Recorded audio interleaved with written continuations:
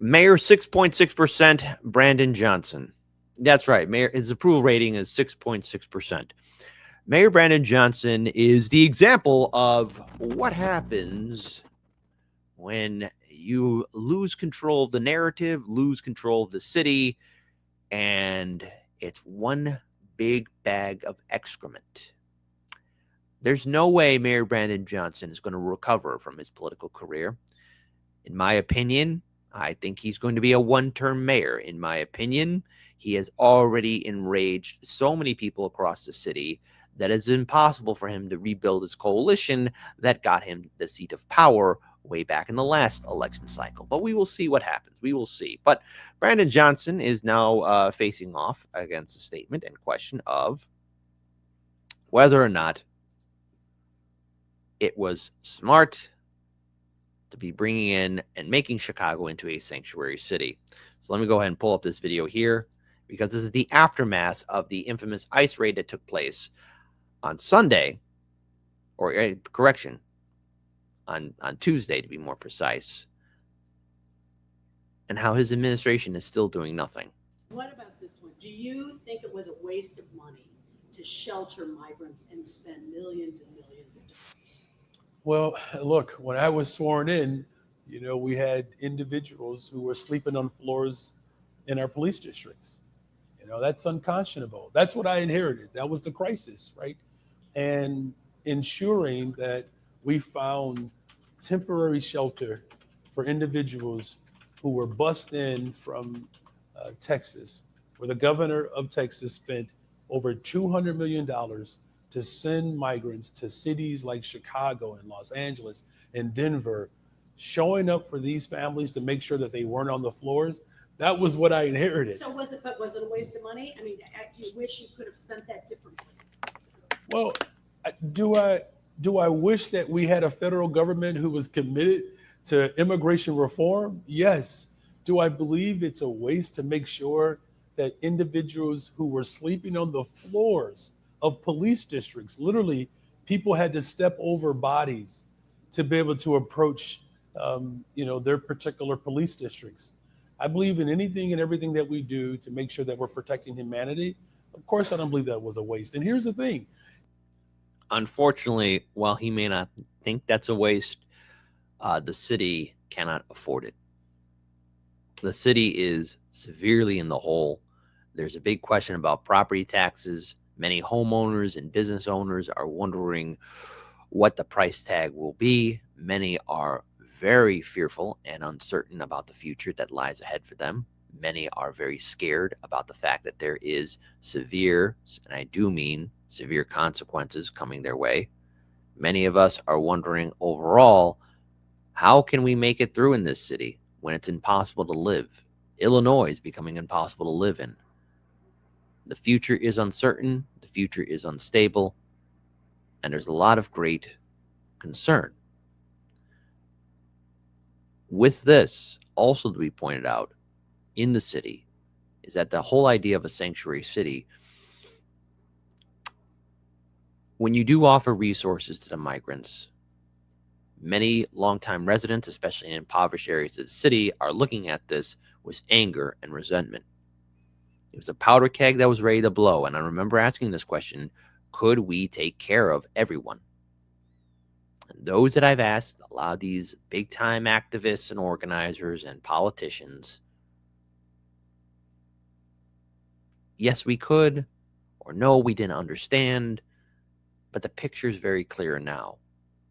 The situation on the ground in Chicago is unattainable. And here's the mayor giving a word salad. It didn't stop us from building affordable homes. We're on pace to build thousands of them, right? It didn't stop us from investing in young people. The neighborhood that you're in today, my neighborhood, the Austin neighborhood, where we hired almost 1,700 young people, a total of 31,000 across this city. That wasn't a waste, right? As we're investing in our public education system, that's not a waste. And so even though I had to inherit this crisis that, quite frankly, the federal government left cities to fend for themselves, it did not stop us from working to invest in our communities. And as a result of that, we have seen some of the greatest declines in violence in Austin. A lot more work to be done, But our investments in our communities to build the safest, most affordable big city in America won't be interrupted despite who's in the White House. Going on, there's another issue here that Mayor Brandon Johnson has to address. I want to pull up this. Okay, and yet when you see what happened on Michigan Avenue, there's various incidents where people, yes, murder rate's down, and you should be able to say, obviously, take that as on your watch. But do people feel safe? Well, look, we do have a responsibility to make sure that all of our neighborhoods can feel the benefit of our investments. Is that going to take some time? Absolutely. But we certainly cannot stop the work that we've done to ensure that homicides continue to go down, that shootings continue to go down, that shooting victims continue to go down. Look, in 1974, there were 970 homicides, right? Yeah. Yes, the numbers are going down, but it's not the first time we've seen numbers get fudged around. It's not the first time we've seen a politician lie. It's not the first time we've seen polling data get twisted around in order to set up an approved narrative. But everything that's happening in the city now, yes, this year, crime rates are down. But what about next year and the year after? See, there's a bigger picture here. And the problem is, and this is the issue for Mayor Brandon Johnson, is that so many Chicagoans are upset with his policies, upset with the fact that the city is struggling right now to stay alive, stay afloat. It's almost as if Lake Michigan is rising up and drowning every single resident with the heavy debts, the taxes, the crime, the corruption. And he has no answer for it because he can't give an answer. He can only hope that people will keep on believing the same song and dance. Trump bad. We don't need ICE. We don't need all of this. And the problem is he invited all of this in here. And the problem with ICE being in the streets of Chicago is that it kind of leaves the door open for authoritarianism. But the mayor can't stop this, and neither can J.B. Pritzker. They called out Trump, and Trump is meeting them toe-to-toe. They can threaten all the lawfares they want, and in turn, you could rely on all the information you have. But how much support does Mayor Brandon Johnson have? The Democrats as a political brand, while they might be strong in Illinois, nationwide is failing. And this man has right now lost so much support from Chicagoans that an argument can be made that voter turnout in 2027 could be the highest in the city's history. Not astronomically high, but maybe a lot higher than it was in 2023.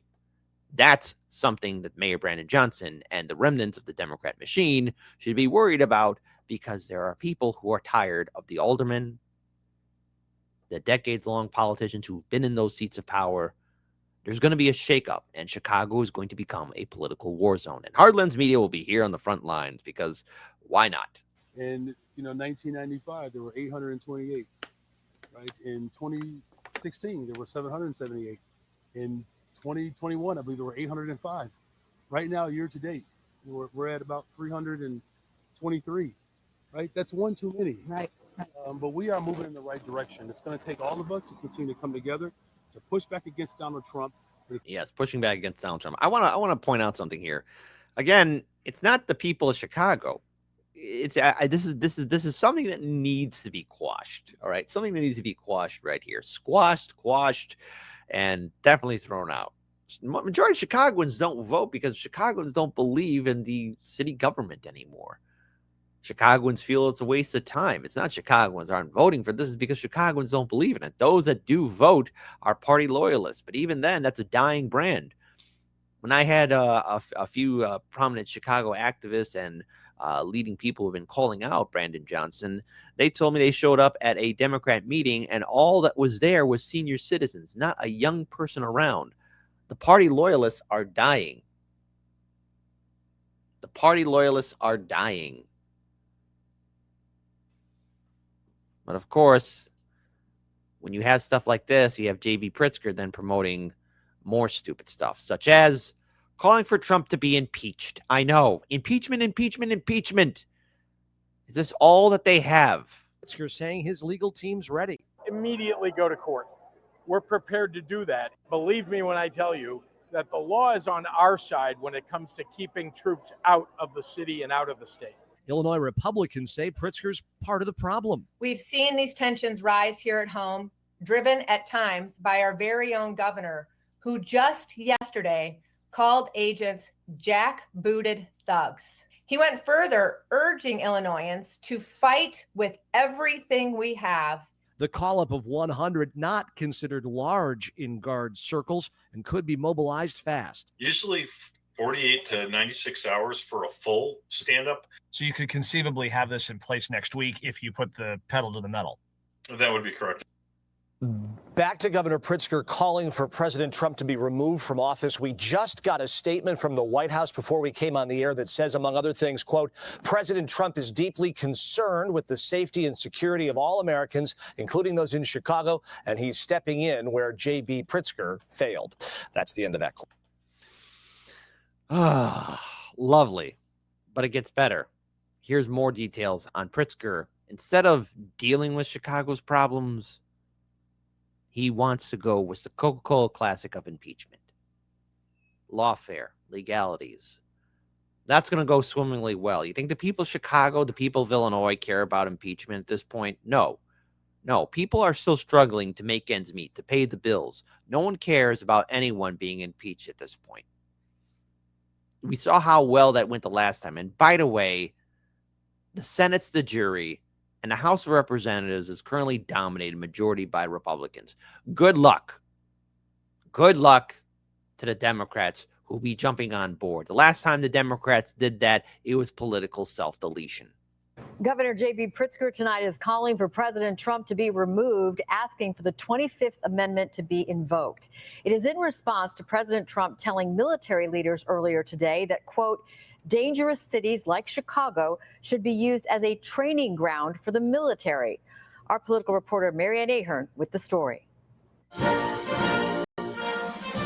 I've never walked into a room so silent before this. President Trump today meeting with military leaders with a bold reference to Chicago. We should use some of these dangerous cities as training grounds for our military, National Guard, but military, because we're going into Chicago very soon. That's a big city with an incompetent governor, stupid, stupid. Sending troops into cities thinking that that's some sort of proving ground for war, or that indeed there's some sort of internal war going on in the United States is just, frankly, inane.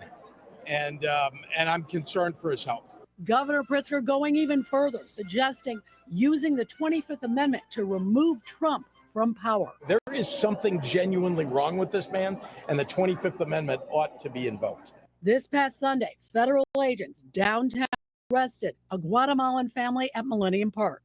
A husband, wife, and their 2 children now in federal custody. Their pastor tells us the picture of the daughter is what breaks my heart and breaks everybody's heart when you see her clutching onto her doll and seeing that she doesn't know what's going to happen. We're talking about little girls and little boys being ripped apart from their mother and their father. I mean, this is absolutely abhorrent. While the governor and the mayor denounce bringing troops to Chicago, Republican state lawmakers, they disagree. They welcome the federal intervention. The mayor and the governor have refused to hold people accountable to federal law. And, the reality is that our communities are less safe. As the Chicago area waits to see what's next, Governor Pritzker is promising legal action if and when the National Guard is sent here without his approval. Marianne Ahern, NBC 5 News. Okay, so a few weeks ago, I was on Larry Sharp's show with Michael Voss, Larry himself.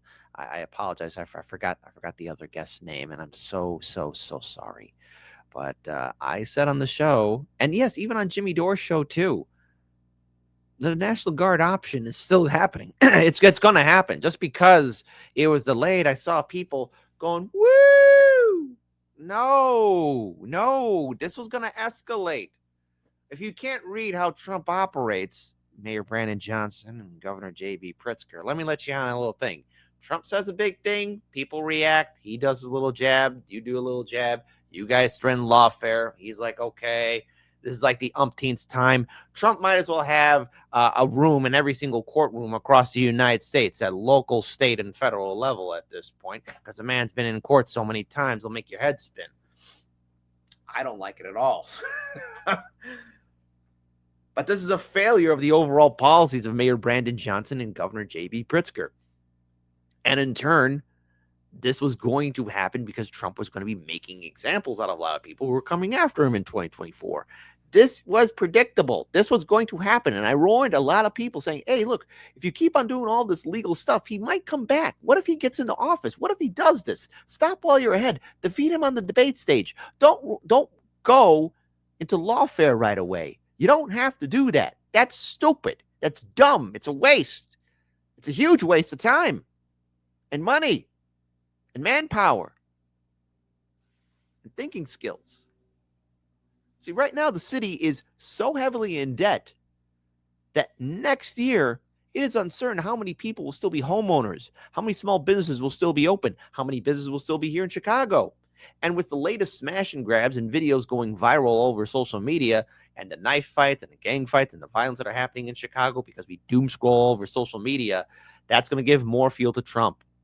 All what he has to do is just wait and wait for the perfect moment for the National Guard to come in. And the issue in Chicago is that there are some people who are welcoming this. And I told a story just a few days ago, early this week, on how there are some people who I spoke to who are happy to see ICE patrolling in the streets. And that's great. All right, fine.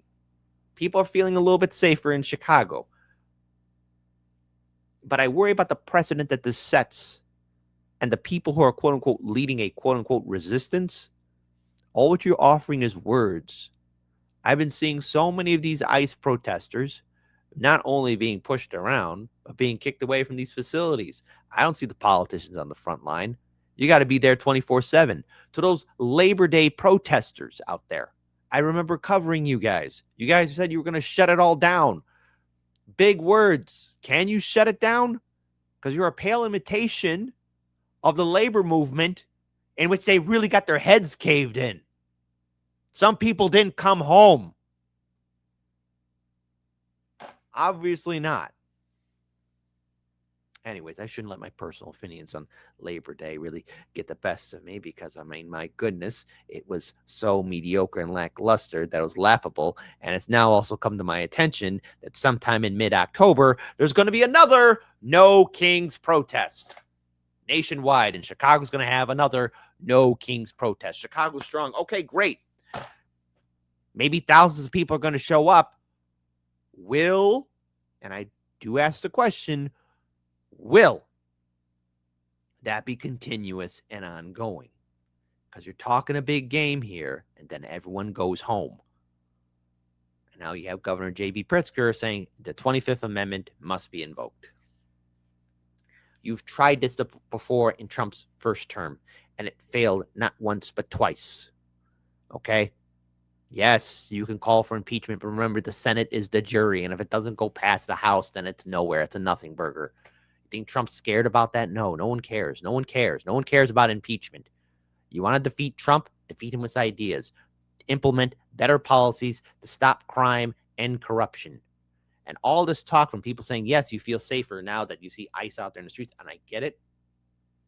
Listen, I've had my own run-ins with violence in downtown Chicago and the streets of Chicago. It's not a fun thing to go through, all right? But we want to stop the criminality.